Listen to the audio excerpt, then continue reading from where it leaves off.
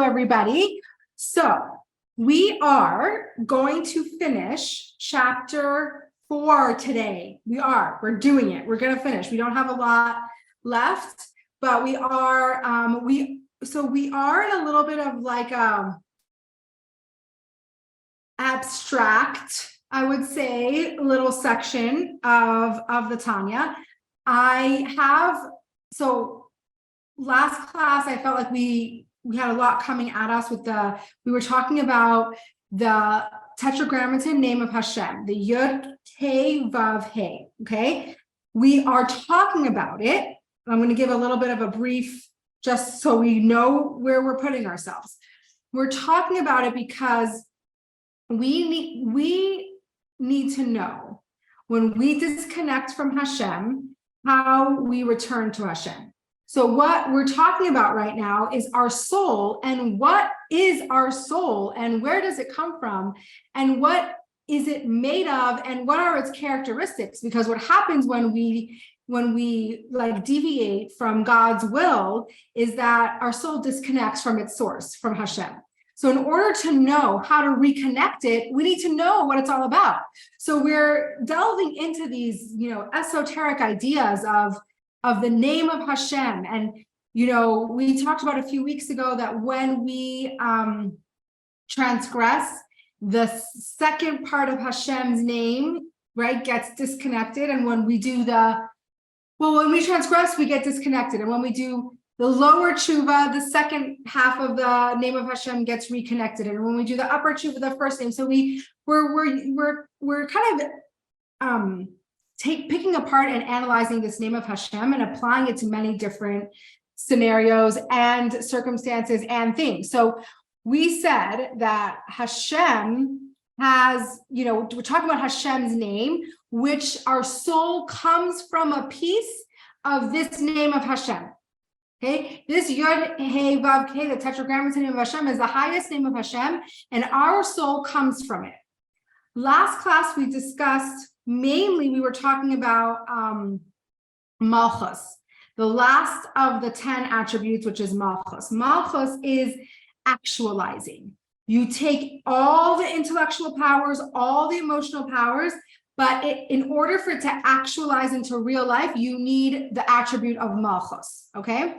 Then we were kind of picking apart that chart that we know which has like the intellectual powers, emotional powers, and someone brought up the power of Keser, which is like the crown, which is sitting on top of all the powers. And I did a little bit more research so we can kind of get a better idea of like what is actually when we talk about all these different names of Hashem, like what is actually happening. So first, I want to introduce you, if you haven't seen this book yet, this is a very great resource. Okay, it is the Spheros and the Self.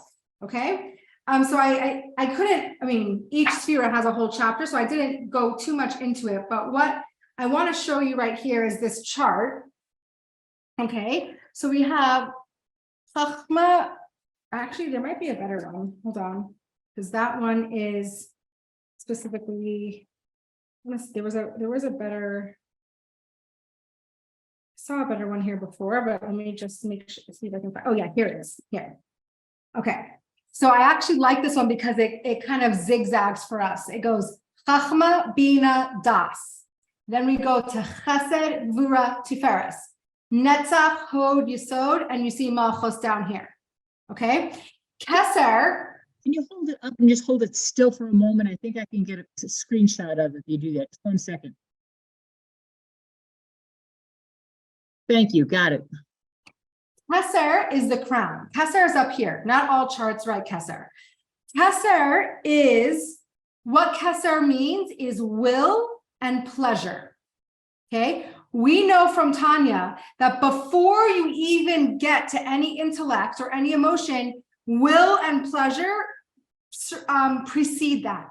Okay. Your will and your desires precede any intellectual powers and any emotional powers, right? So we know this because we talked about the will of Hashem, right? When we do a mitzvah, we're connecting to the will of Hashem, his innermost desire. That's like your core, right? So Keser is what happens before any of the intellectual powers even come to be. Malchus, all the way at the bottom, is the actualization of all the ideas and emotions, okay? And it's the actual, basically what's happening is you're actualizing your will. So someone asked last class, is Keser and Malchus connected, right? And yes, there actually is a different chart would show you Keser up here, Malchus down here. There's a direct line between Keser and Malchus because Malchus is the actualization of your innermost wills and desires, okay? Also why Malchus is feminine. Malchus is a feminine quality. It's feminine because a feminine quality is to manifest, is to actualize, to take abstract things and to actually make them happen. Okay, that is a feminine quality. So that is just to clarify a little bit of some of the things we spoke about last class, right? So I want you to have, this is not a class where we're going to really understand each and every attribute to its fullest, which would be a really cool class, by the way, but we don't have exactly time for that right now.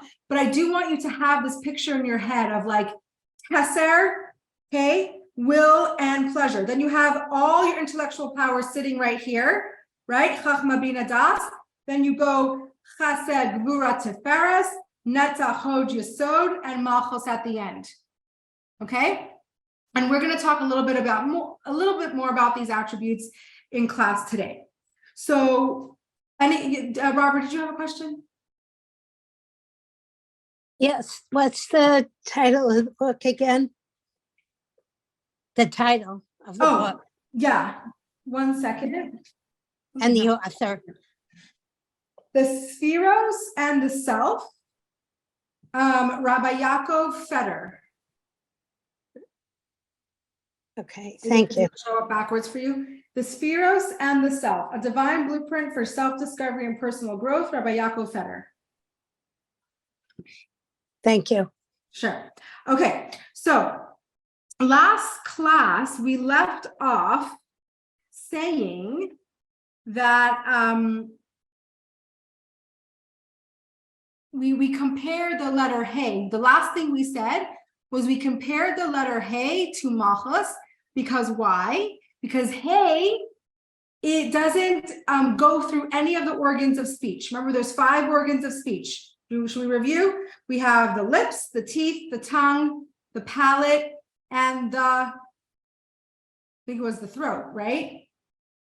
And each of the letters divide up, like Mem is your lips, and Tes is your tongue, and Gimel is your palate, and we went through all the different letters. Hey is just breath. Hey doesn't go through any of the organs, so it's actually it's related to the like pure speech in its purest form, because the breath is what creates speech, and it doesn't have to pass through any of the organs. It doesn't have a shape, or a breath doesn't have its own kind of, it's very abstract. And Malchus doesn't have its own identity. Malchus only is what it's being expressed. So if Malchus is expressing, your love for Hashem, then the Malchus is the love, right? It doesn't have its own identity. It's just a vehicle of expression. So that's why we compare the Malchus to the Hey. Now, speech, so the Hebrew language has 22 letters, okay? Hashem created the world with speech, right? Obviously, we're talking about godly speech, right? God actually isn't physically speaking. He's not physical, but he created the world through speech, through those 22 letters of speech, okay? So what is someone who's been in Tanya for a few years, we've talked about this before. What's the common denominator between godly speech and human speech? Obviously, it's very different because we're physically speaking and God is not, but what is the main objective of speech? Expressing yourself, expressing your thoughts. Yeah, revelation, right? Outward expression. It's revealing something. We did speak about, side note, how speech can be revealing and concealing at the same time. It's like, what are you not saying, right?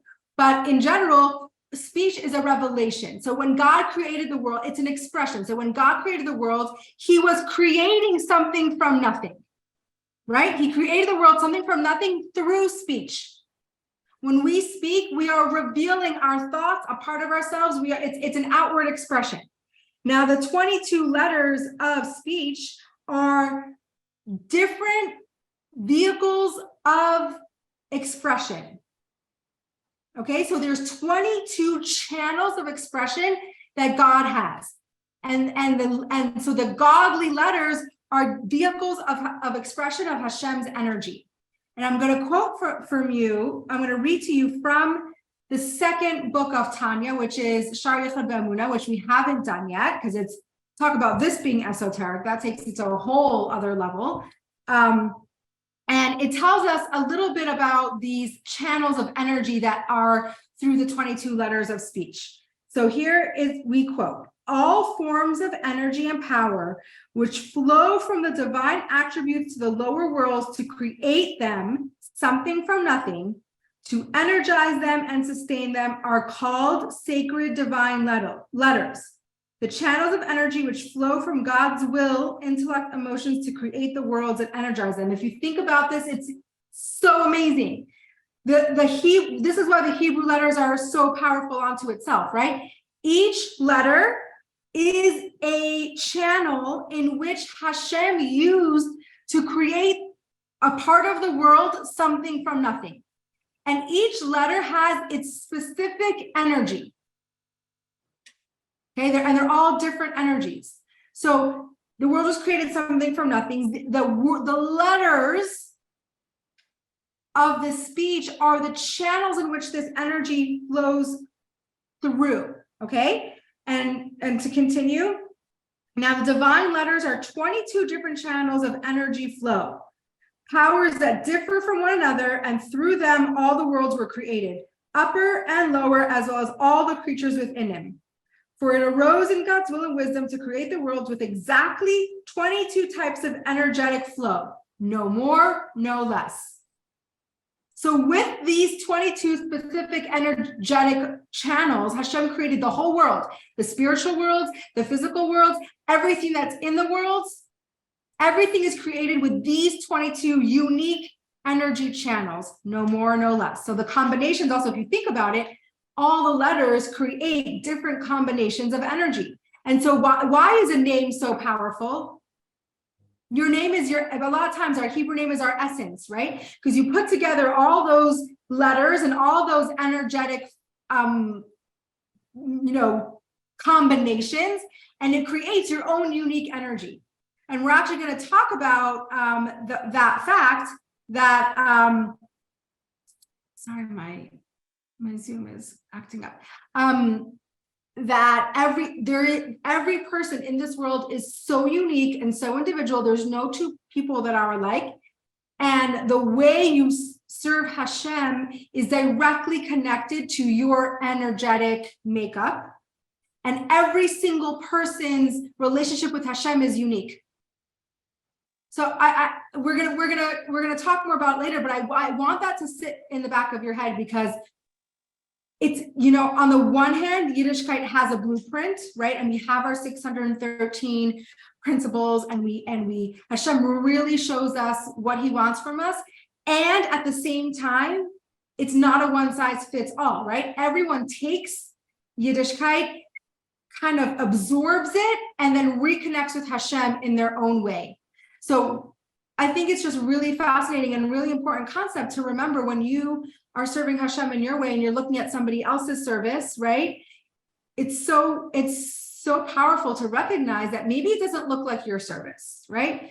And it shouldn't. That's the fascinating part, right? It shouldn't look like your service. Something is very wrong if our service is looking the same, because we're each individual people with our each individual energetic flow and our each unique soul makeup. So if we're looking the same, something isn't right? Because it means we're either copy paste, or we're not really in it. We're not putting ourselves in it. We're kind of surface level. So that is a very, like, when we start to be like, wow, like this one's this way, this one's that way, and wrong and right, it's like, really, like, yes, we have the principles, yes, we have our guidelines, but the way we serve Hashem is so unique, and it's important to remember that.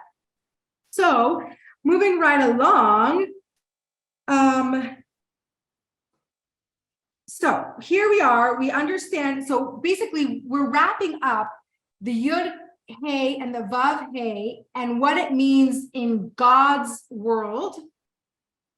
We have now concluded. We spent last class talking about it. We spent a little bit of this class. Now we're going to start to talk about how the Yud and the Hey and the Vav and the Hey are manifested in our soul.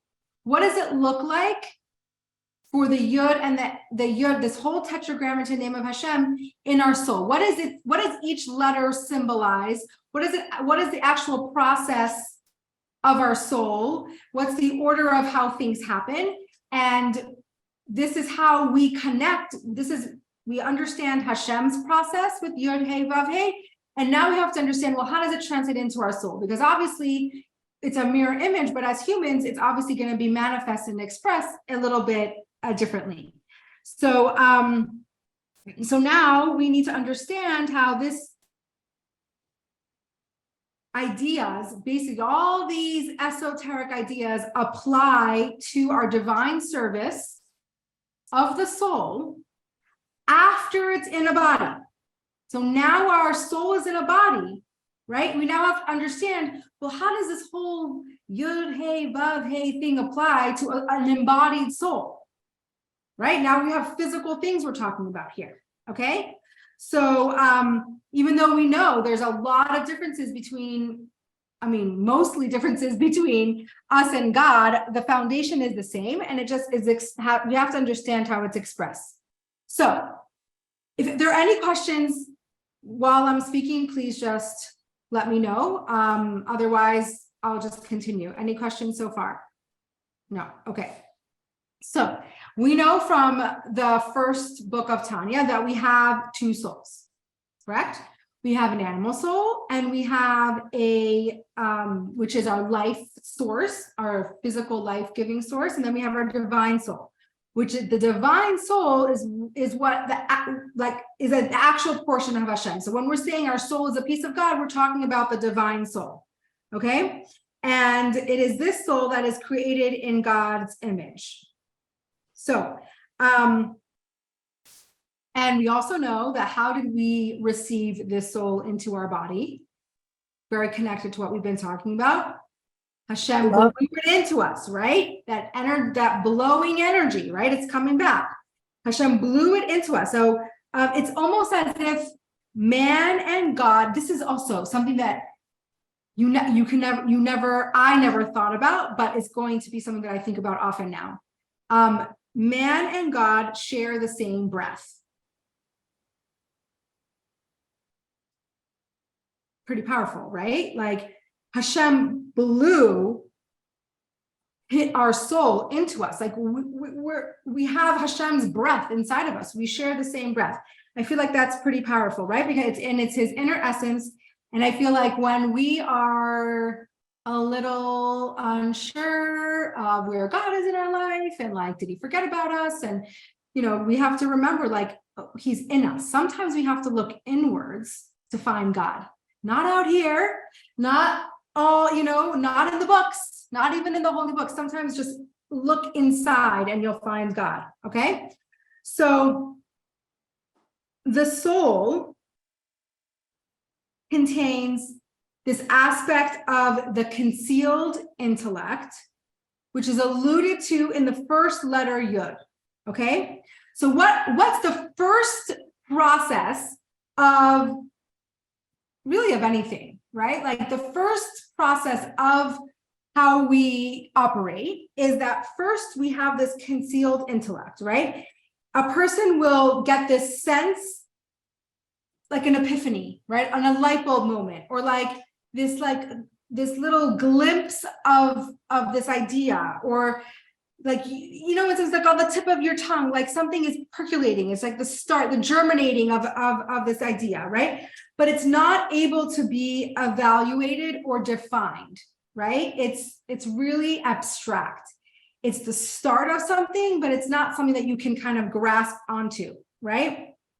It's something that you're going to have to follow with contemplation, right?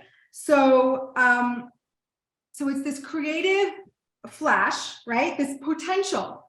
Chachma is all about the potential, this potential for something to become bigger, to become this idea, but it's really just the start of the concept, right? And it's really in the recesses of one's intellect before it really enters the realm of like awareness, okay? So this concealed intellect is the manifestation and the aspect of Chachma, okay? So the soul possesses this Chachma, right? This intellectual power, this Chachma, and it's hinted, look, what's the word? It's hinted to with the letter Yud in the name of Havaya, the name of Hashem. So we have this Yud. Remember, this Yud, our soul comes from the Havaya of Hashem, right? It comes from the name of Hashem, that's Havaya. So the Yud, this little dot, right, hints to this part of ourselves that is this start of an idea, the start of a concept, the start of something big, but it's just the little start of it, okay? It's the potential. It's the potential, okay? So the divine soul, remember, we're talking about the divine soul now, not the animal soul. The divine soul can only perceive and comprehend that which is divine. Now, your animal soul is what does all the other work, right? All the mundane processing and stuff, that's all done with the animal soul. The divine soul can only, give me a second, perceive divine. Yes. Okay. I don't know, I lost. I just wanted you to repeat that sentence, and you did. Thank you. Yeah, the divine soul can only perceive the divine. I lost my roster of who's on, and I can mute and unmute usually, and it disappeared. So just, yeah, you'll have to like mute and unmute yourself because I have no control. I have no idea where that went. Okay. So everything else belongs to the realm of the animal soul. The divine is the divine soul's realm, right? And so the divine soul does not, one second. So, but the interesting thing is that the divine soul cannot really even know the divine itself because the divine is really unknowable. So even the divine is unknowable. So we get this like little flashes of it, right? And so even the divine soul, which its whole realm is a divine, but how much do we really get to know the divine, right? But it's capable of sensing and grasping Hashem's chachma and bina and these other attributes. So how do we connect with Hashem? Our chachma can kind of, connect and touch with Hashem's chachma, right? Our bina, our understanding connects and attaches to Hashem's bina, okay? And each according to his own capacity. So here is where we come in and say, every individual is capable of perceiving God's attributes with his own abilities and faculties, right? And this is when we say, God, we're created in God's image. You hear that a lot, like we're created in God's image. It doesn't only mean that man is created in God's image, like the concept of man is created in God's image, but it actually applies to each and every individual in the sense that every person can grasp Hashem's attributes according to his innate and acquired attributes. So we understand God through our own physical attributes, which means every person is going to understand and connect to God in their own individual way, because each of us relate to our attributes differently, right? Everyone also has their dominant attributes. Everyone has their tendencies. Everyone has their talents. Everyone has their unique, special personality, right? It's through that we connect with Hashem.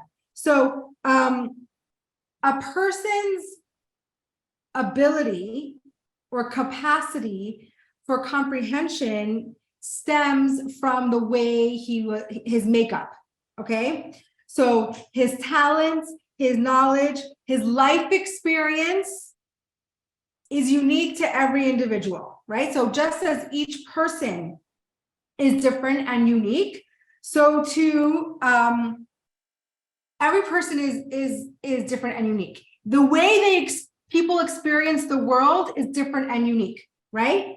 The way they absorb knowledge is different and unique. The way they process is different and unique, right?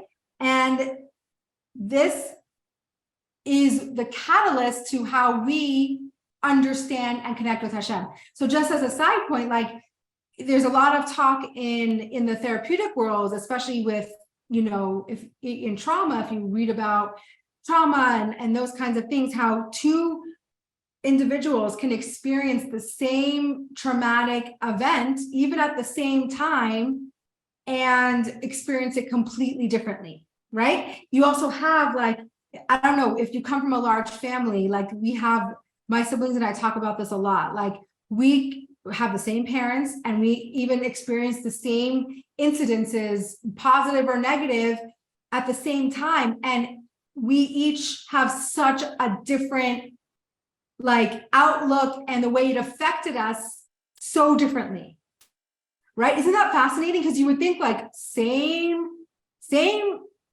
same scenario, like how different could it be? But because of our unique way we process, because of our unique capacity, because of our unique attributes, everything is absorbed differently. So of course, how could anybody experience Hashem in their personal relations the same way? And that's why our relationship with Hashem is so personal and is so individual, because it's directly connected and related to who we are. It's not like this big, all-encompassing idea that we all just get a part of. It is our relationship with Hashem is strictly being created through our lens, through our way we relate to the world. So it has to be special and unique, right? So our capacity for comprehending Hashem it doesn't only depend on what you're born with. It doesn't only depend on your skills that you were born with or the abilities that you're born with, but also, which is a very, very important part, the effort that you invest in it. Okay? So you cannot really actualize any potential without effort, which is why, referring back to our first chapters of Tanya, right? The service is in the work, right? The service is in the effort. If Hashem sees you doing your best, trying your hardest, putting in the effort, that's your service. So you can be inherently, right? Remember we spoke about the Beinoni who it just comes easy to him. Is that an advantage or disadvantage according to Tanya? It's a disadvantage. It's a disadvantage because you're not working. So what's the job of that Beinoni who it comes easy for him? He has to find the thing that pushes his limits, that pushes him or her out of their comfort zone, because then otherwise it's not service, right? You're a good person, you have it easy, you don't have this big, bad Yetzer Hara trying to get you to do bad things. Lucky for you in a sense, but then you're going to go and have to find the thing that pushes you out of your comfort zone, because without the effort, there is no service. Okay? So, and even sometimes immense effort can even push someone beyond what you think might be their limitations or their capabilities. Sometimes we think we've reached our limit or we're only capable, like this is what we're capable of. But sometimes if we push really hard with immense effort, it pushes us past our capabilities. I'm sure even for our own lives, I'm sure you've heard people say, like, I had no idea that I could do that. Right? We've all experienced that. A situation where we're like, no way would I be able to do that. But you did it, right? You pushed beyond your limit. So when we put that much effort into our service, and it broadens the depth in which we connect to Hashem. It broadens our understanding of Hashem, right? And it increases the time. This is fascinating. It increases the time in which we are capable of being focused on Hashem. Right? When you push, right? Like within meditation, right? You have to really, really push those limits. Like, when do you reach a state of Zen, right? When do you reach that state of like inner calm and peace? You really have to like go that extra mile, push, right? If you stay in your comfort zone, you're not getting to the Zen, right? It doesn't come that way. And what's really going to put us in our place right now is that ability and that desire or that action to push beyond our limits and to work really hard lies within our free choice. We get to decide, right? We get to decide how far do we want to go? How much effort do we want to put into this, right? That is free choice. When we, there's always this, free choice is a very difficult concept. There's many different layers to free choice, and, knowing that, free choice with divine providence working together. So it's a layered concept, but one of the ways that we can approach free choice, and one of the ways that we understand where our choice lies, is how much effort do we put into our service, right? That is completely up to us, right? Maybe Hashem knows in the end, like, what's going to be the end result, but he has we decide whether we are going to put 100%, 10%, 50%, 110%, right? Like that is up to our free choice. So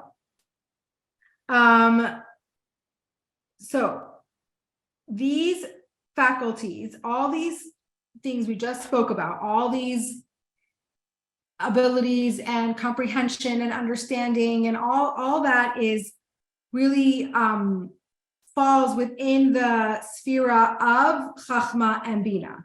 Okay, so Chachma is the concealed intellect through which we register, oh, there's a new piece of information, or oh, there's a new idea, or light bulb moment, right? That's Chachma.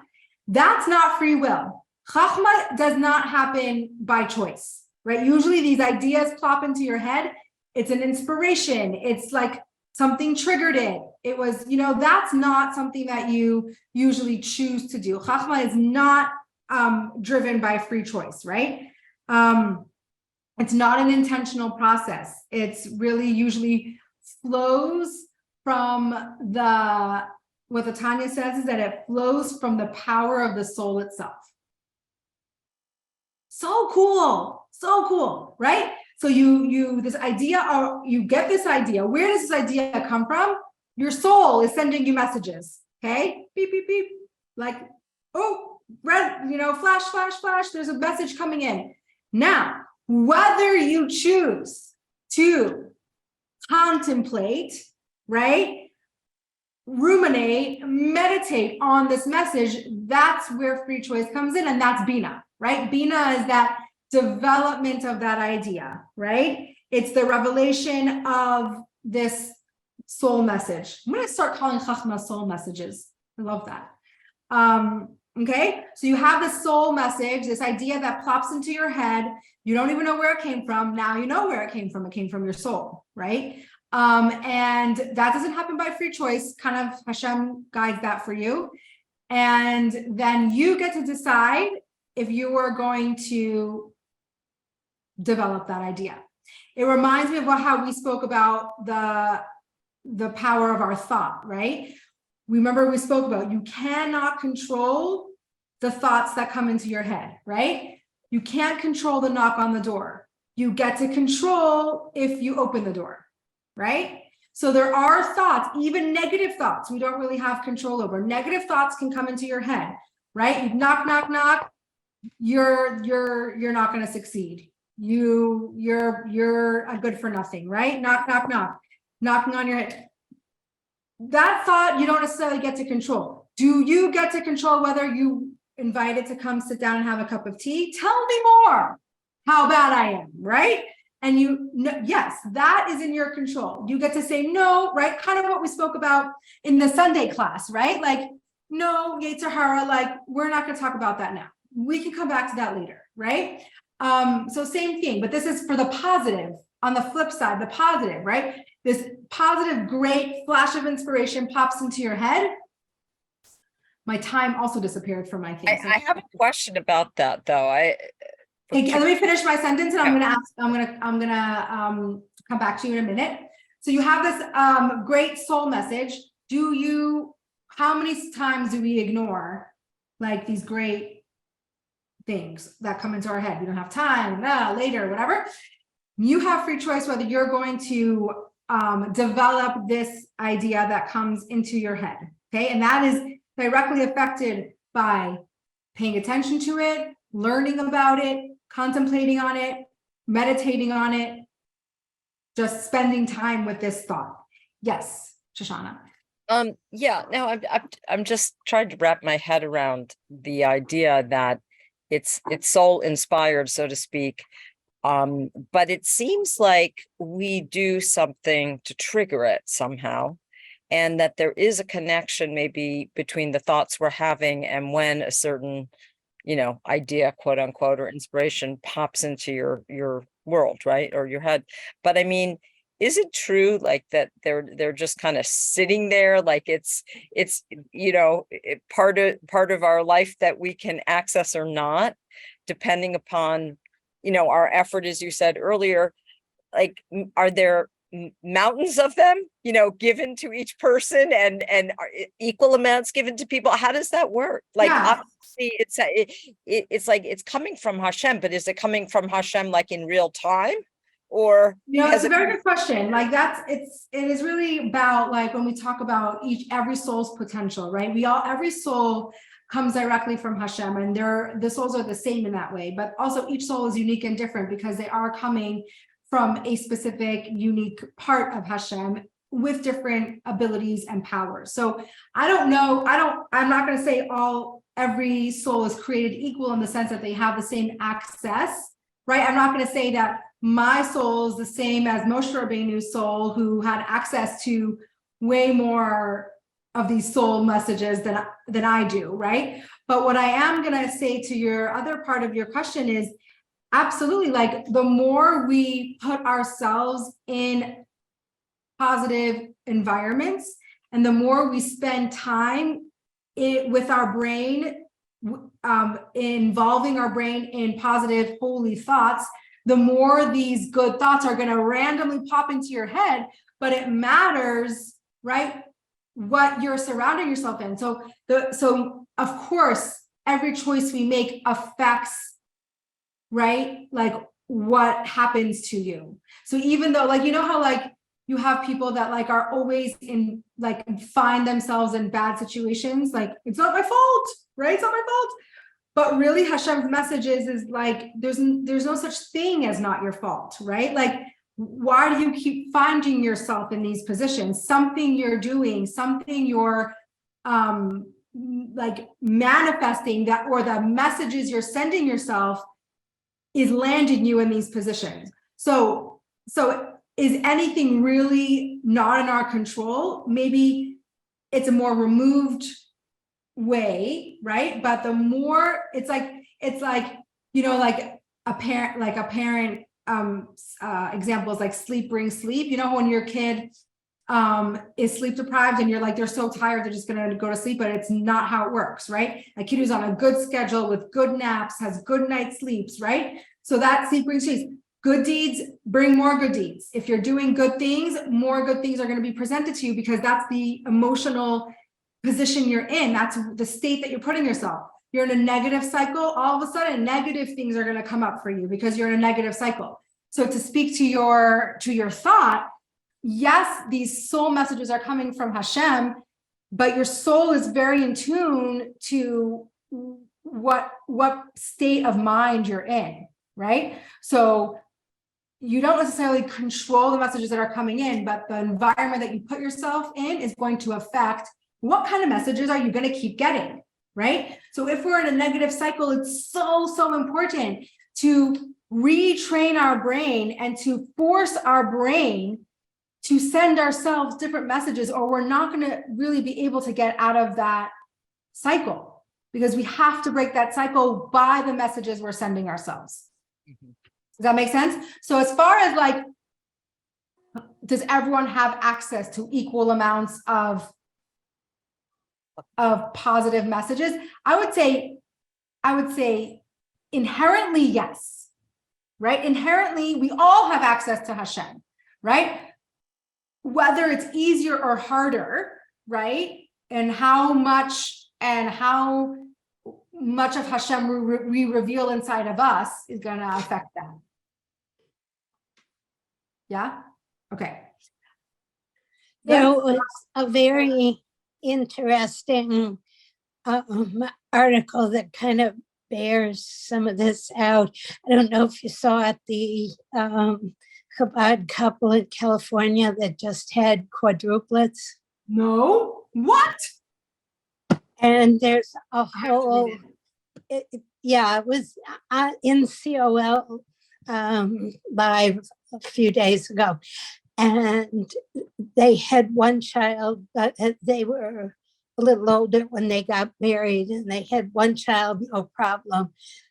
But they wanted a family, and they went through. I don't have to tell you about what you go through in those situations, and so they did go for some fertility treatment, and she was supposed to have another session, and she couldn't have it because she came down with COVID. And then right after that, I don't quite follow the sequence, but she was pregnant, and it turned out with quadruplets. And the doctors told her that because of her age and whatever, the best thing to do would be to reduce it and only carry two. And they were very conflicted.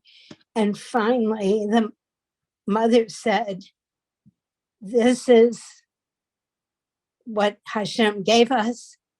He'll take care of us." And guess what? She carried, I think, 34 weeks. Wow. The babies were 4 pounds about each, all normal. Wow. So that is because she believed. She manifested, right? She believed. I mean, Yep. And she decided that this is whatever the out. So the thing is that you also have to remember she was prepared.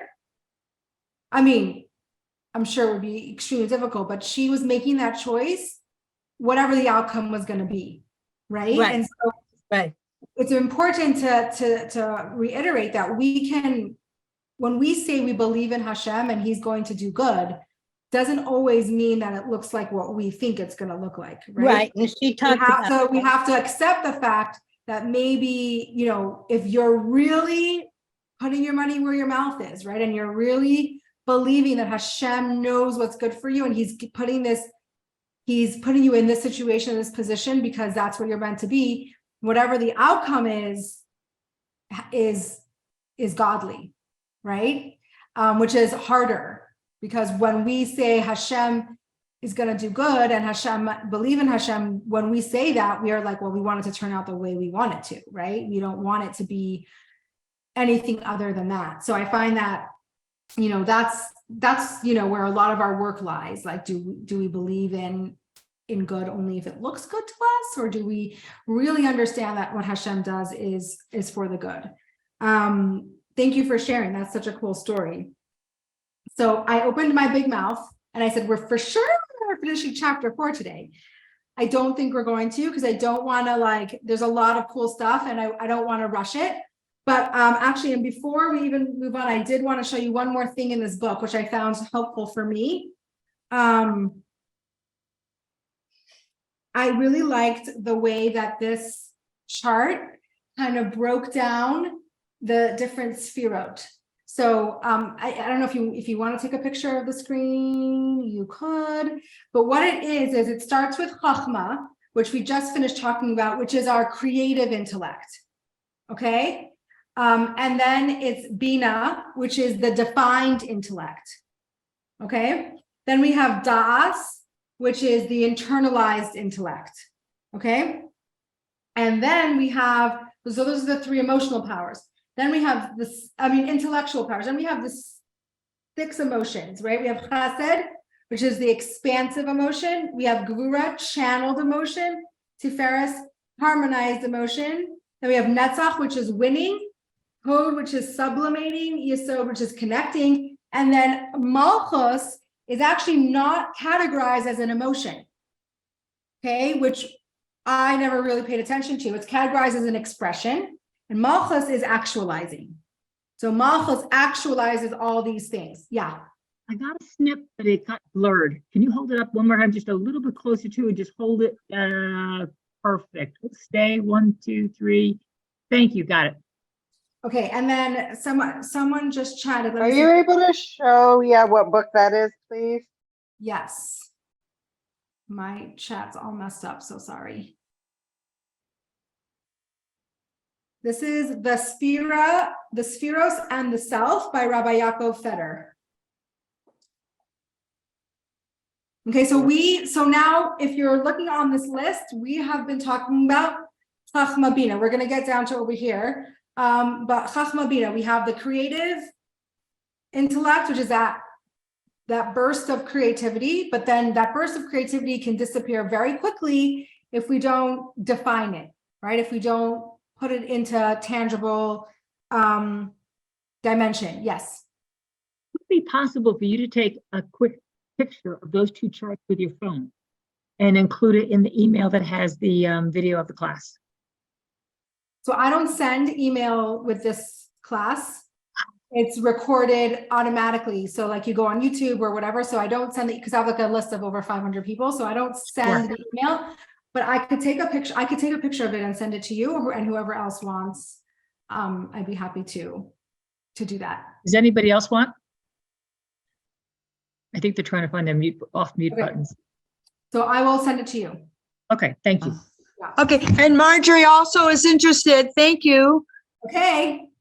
I love when I get voices from the black squares. It's a voice from a ghost. Okay. So I'm gonna wrap up this concept and then we're gonna do our meditation because I don't wanna, because this is all a lot to kind of process. I don't want to push it. I don't want to rush to just finish because I said we were going to finish. So I have to take back my words and we'll finish next class, which is not a big deal because this is how we have no rush. Okay. We get to enjoy it longer. Exactly. We just, every class is so wonderful. So Chachma is characterized by that single point, right? That single yud is Chachma. Bina takes that single point and gives it breadth and depth, right? Gives it dimension. So that is when the yud turns into the hey, right? I want to write it down again for you. So we have the yud, and then we have the hey. Then we have the vav, and then we have the hey. Okay, right now we're talking about the yud, which is the chachma. This is the Chachma. It's represented by that letter. It's perfect because this is the smallest letter of the Aleph-Beis. It barely exists, right? Then we have the Hey, which really gives it quite a lot of dimension, right? Like this is it takes up it creates boundaries and space. The Hey is what, it has length, it has breadth, and it is the outward expansion, and it signifies like the understanding and the application of that understanding, right? So we're understanding what this is, and we're also able to apply it to situations. Okay, that's the Hey. So Bina? this is Bina. Yeah, this is Bina. The Hey is Bina.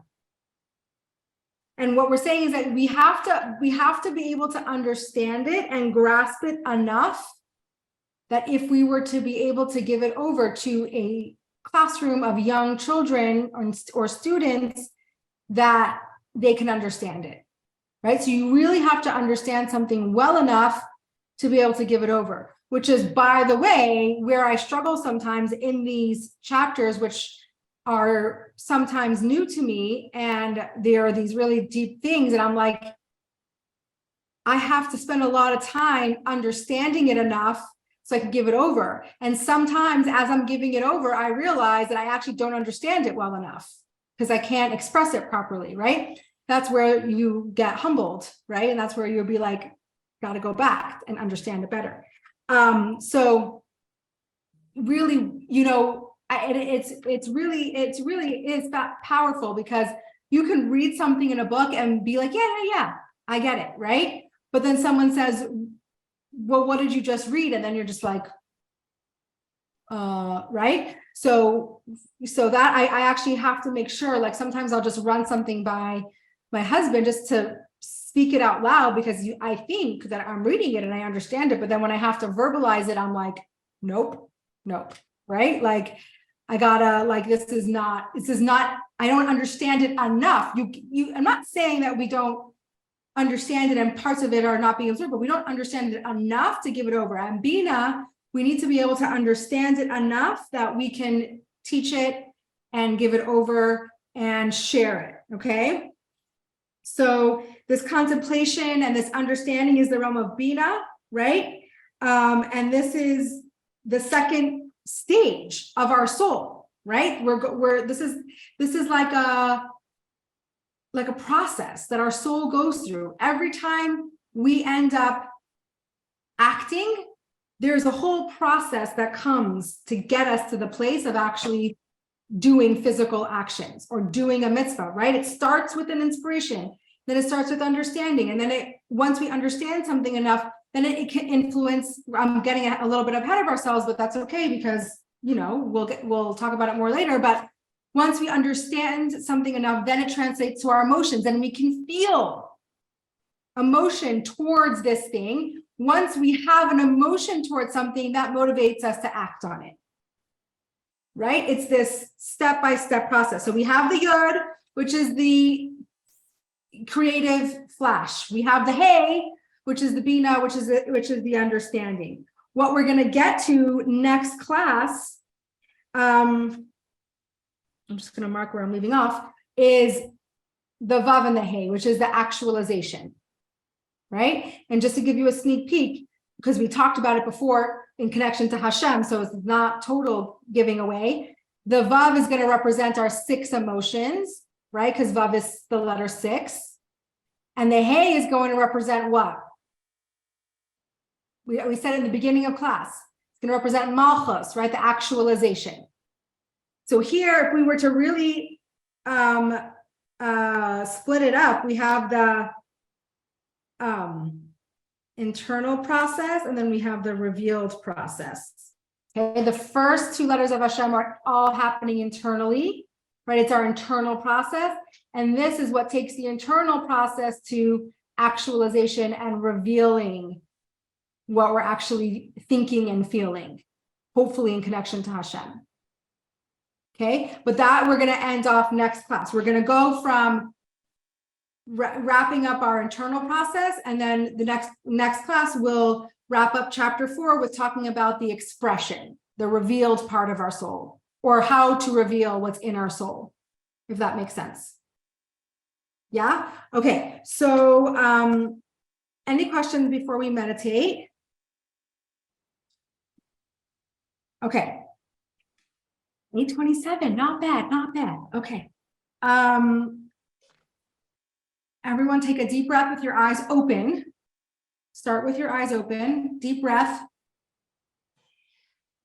And when you exhale, gently close your eyes.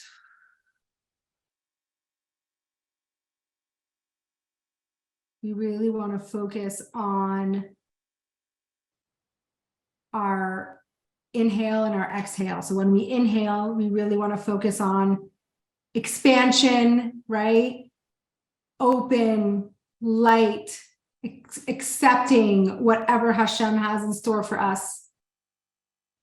Being open to even letting Hashem in, right? Sometimes we're so closed off that he doesn't even have a chance, right? Open to listen to your soul message. What is your soul telling you? And then when you exhale, that's your like foundation, your grounding, and you're letting go of whatever is getting in the way of your service, whatever is bringing you down. Let it go. Okay, so we're going to do like, let's say 4 rounds of an inhale, exhale. Every time you inhale, open yourself up, listen to your soul message. Every time you exhale, purge the negative. Okay, so we'll do it together. Inhale and exhale. Inhale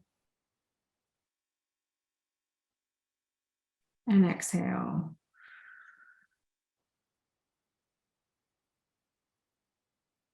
Inhale and exhale. Inhale and exhale. So now let your breath go. Let go back to its natural rhythm. And let's think about some of the things we spoke today. So the first thing we touched upon were the letters of God. There's the letters of God's speech are packets of energy which power the universe. Okay, so we have 22 letters of God. They each are a channel of a specific energy, and the combinations of those energies make everything in this world unique. And so when you look at yourself, recognize that you have your own unique blend of godly energy, which then produces your own unique service of Hashem. Because the service of Hashem is our taking our strengths and our qualities and our personality and our effort and using that as our connection to Hashem. So every person's service is going to be unique and individual.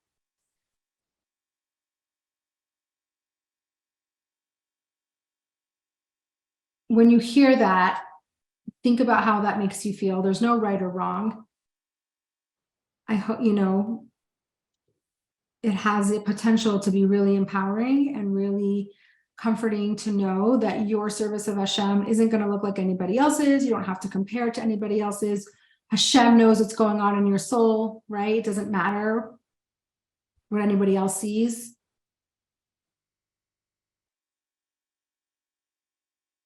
And also, how much effort we put into our service is our free choice. We get to decide. How much effort are we going to put into our service of Hashem? And just to finish off, we kind of understand how the internal part of our soul works, right? It starts off with a flash of inspiration, a soul message, and then it continues on to contemplation and putting effort into that thought and that idea. Next class, we'll learn how it emotes and how it projects outward. Bring your attention back to your breath. Let's do 2 more nice, good rounds of our breath. So good inhale Exhale, let your body melt on the exhale, shoulders drop. Inhale. And exhale.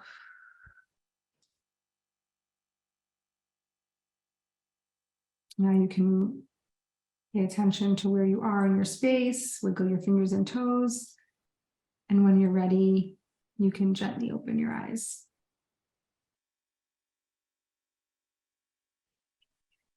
I'm going to just stop the recording. See.